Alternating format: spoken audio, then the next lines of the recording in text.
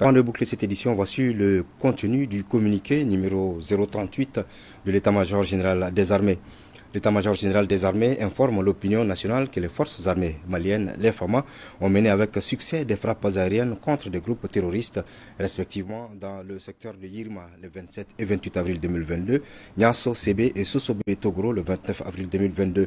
Ces actions matérialisent davantage la montée en puissance continue des FAMA ainsi que l'efficacité de la coordination entre les services de renseignement, les structures de planification et les forces d'intervention.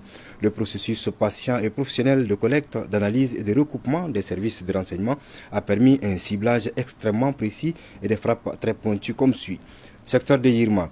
Dans la nuit du 27 au 28 avril 2022, les frappes ont ciblé dans le secteur de Yirma, localité située à 23 km au sud-ouest de Mondoro, un regroupement et une rencontre de coordination et de planification d'attaques par des terroristes de la Katiba Serma et Ansarul al-Islam.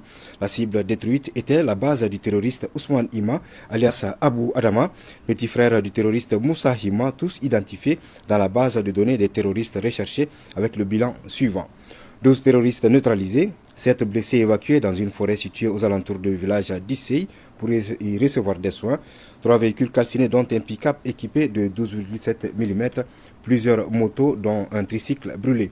Secteur de Niasso, Sébé et Sosobé, Togoro, le 29 avril 2022, les frappes ont ciblé un important dépôt logistique opérationnel des terroristes situé entre les localités de Niasso, Sébé et Sosobé, Togoro.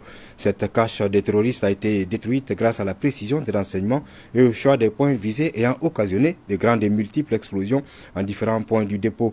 Les puissants incendies observés après les frappes confirment la destruction du site contenant divers matériels de guerre, y compris des explosifs, des drones, des armes et des munitions.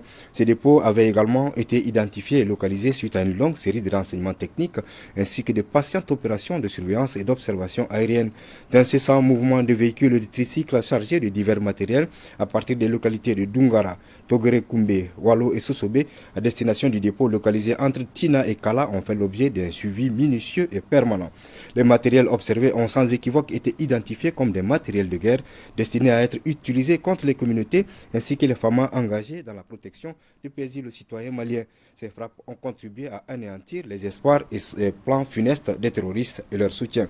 Par ailleurs, le 29 avril 2022, la précision des renseignements a permis de suivre et d'interpeller un terroriste parlant la langue zerma, une langue d'un pays voisin et tentant de s'infiltrer dans la base aérienne 103 de Gao. Le succès et l'efficacité de ces actions affaiblissent les groupes terroristes, les privent de moyens de pression contre les braves populations maliennes et renforcent les FAMA dans l'exécution de leurs missions régaliennes de défense et d'intégrité du territoire, de protection des personnes et de leurs biens.